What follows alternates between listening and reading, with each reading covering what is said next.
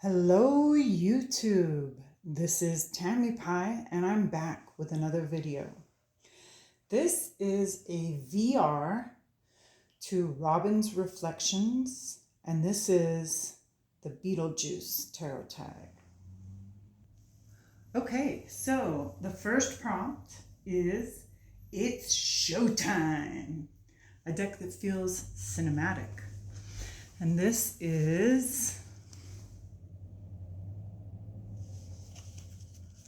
here in this fabulous ribbon wrap by Moonlit Fae, of course. This is the Alice Tarot. And it, not only is it a movie several times over, but this deck really does feel like a movie. The way they set it up is really very cinematic. Each of these cards feels like a scene from the movie. Even though they did this kind of their own way. It could be Baba's version of Alice in Wonderland. Yeah. Prompt number 2. I'm the ghost with the most. A ghoulish deck. And once again, in a Moonlit Fae ribbon wrap. This is my version of Murder of Crows tarot. And of course it feels ghoulish. It's full of crows and death doctors and scenes that seem to be very likely in a graveyard.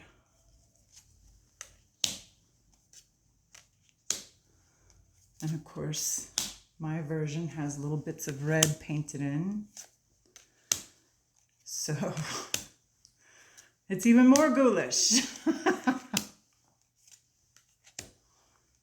Yeah. Murder of Crows Tarot by Corrado Roi, I believe. Yes, Corrado Roi.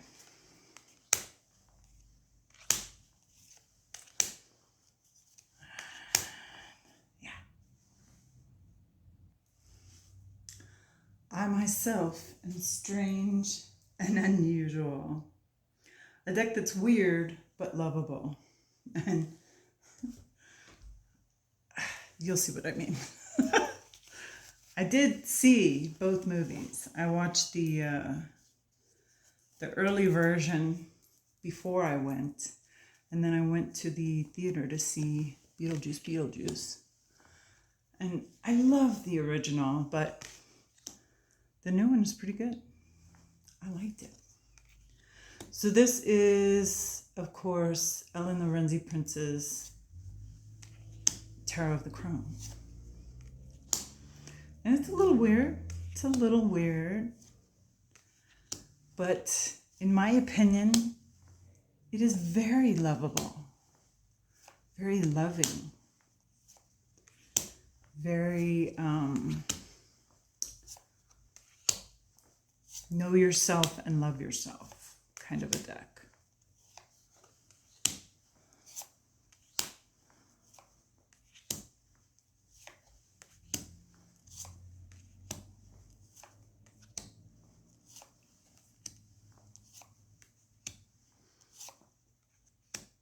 Crossroads.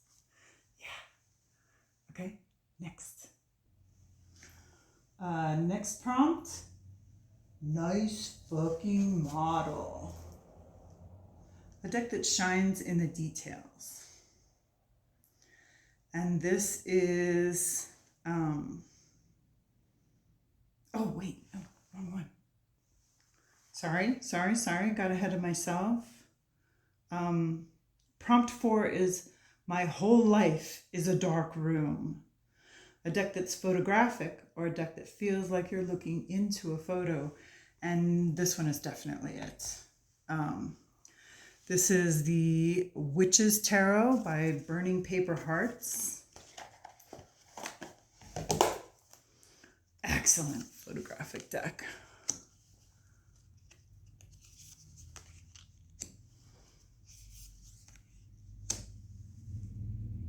Sorry, I was losing light there. Okay. And this deck does kind of need the light because many of the photographs are quite dark and kind of spooky. Great for the whole Beetlejuice vibe. Oops.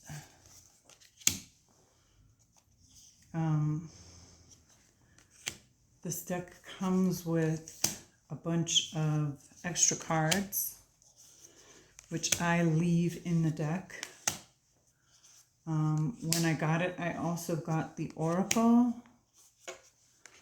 But honestly, the original deck and its extra Oracle cards are plenty.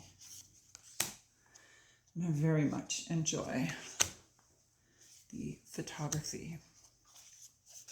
And you wouldn't realize it until you spend some time with it. But this deck actually reads really well, especially for like when you're trying to do inner work, trying to get inside your own head. The Witch's Tarot. Okay, now, nice fucking model.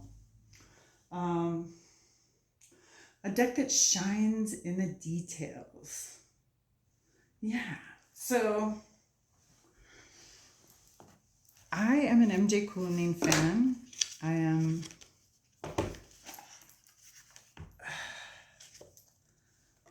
I was brought into this. I wasn't always, but I am now. And one of the wonderful things, besides the cool artwork, is the way she writes about these characters in her decks. And I'm going to tell you, the stories for each one of these cards are quite detailed, and yet I went ahead and subscribed to her, there's like a library function on her website, which she had on sale till the end of this month, till the end of September 2024, for only $10. And it has all the extra notes. And there's even more to it, which kills me. It just makes me want to get every single one of her decks. And for that, we've got to love the level of detail provided by MJ Cullinane. Prompt number 6. I don't think we survived that crash. This is a deck that brings harsh truths to light. Now, honestly, it could be any deck. It could be, I was going to bring the Star Trek Tarot in here. I was going to bring Shadowlands in here. But the decks that that give you a little bit of shadowy presence, a little something like removing a mask, or that 10 of coins. It looks like they loved each other so much they died before they got anything done, or, you know, spooky decks very often bring to light a little more, whether we like it or not, something we want to, or maybe don't want to see. Do these spears make my butt look big? Right?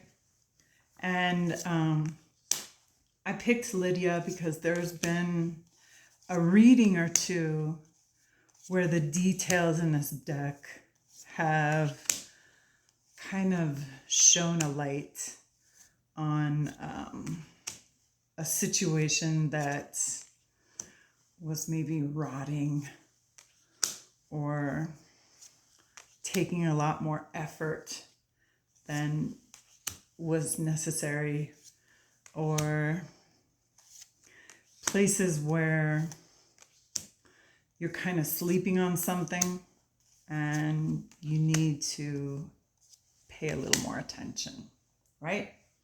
So that is Madame Lydia Wilhelmina's Monsters, Macabre, and Autumn Scenes by Bethalynne. I'll have it in the down bar. And this is prompt number 7. This is the last of Robin's prompts. And then I have one that is from, I forget who. Maybe, I'll have it in the down bar. And you let Beetlejuice out and you didn't put him back. A deck that can get a little out of pocket sometimes, which, I mean, the last one gives you some harsh truths, but this one, this is the Banksy Tarot. And Banksy will expose some shit. Because Banksy is graffiti art, it's already anarchy. It's already painting a world with the idea of rebellion, right? I mean, that's the Queen of Swords. Wow.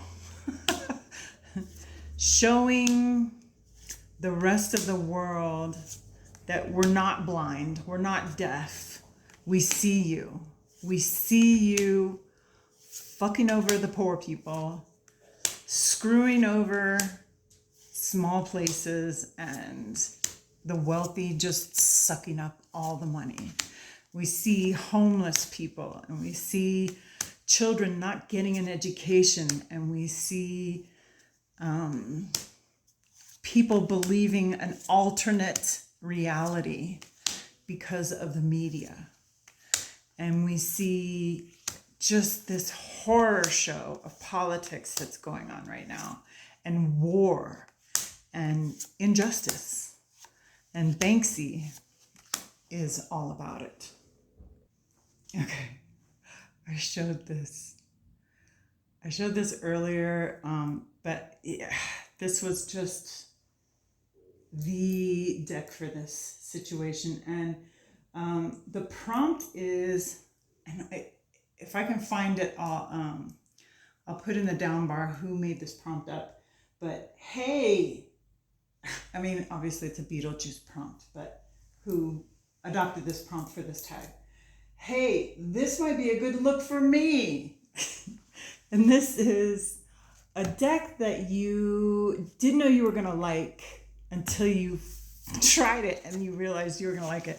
So this is my first Inside Editions, and it is the first deck I believe I ever got that was really based on a television show. I used to have another deck that was very pop culture called the Heart of Stars Tarot. Some of you older tarot tubers will remember it. And some of you probably have it. I let mine go because I'd played around with it, and somebody asked me if they could buy it. And I was like, yeah, sure, why not? So Supernatural Tarot is entirely a television show, right? How can this make a great tarot deck? It really does. It really does make a great tarot deck. And especially if you have, like I have, gone through and watched all 15 seasons, and some of them were rewatched, but not all of them. All 15 seasons of this television show, and listens to the podcast that goes along with it. It becomes, and then what did I do? I soaped the deck. I did the soaping of the deck, which turns it into this like deliciously smooth, yummy. Yeah. So that is the Supernatural Tarot by Inside Editions.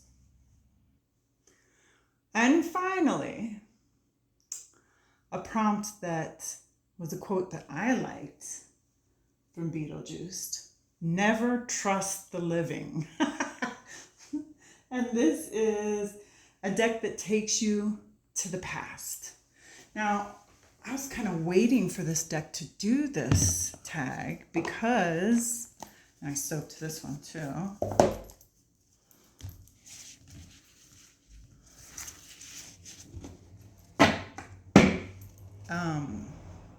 I thought this was gonna be like the movie,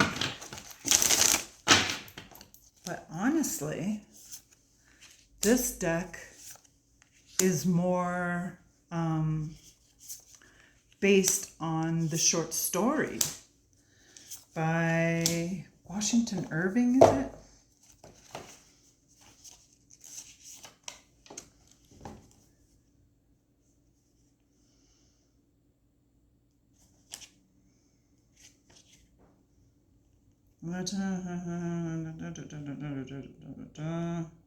Based on Washington Irving, yeah. So it's closer to the story. There's no Johnny Depp here. There's no Christina Ricci here. He is,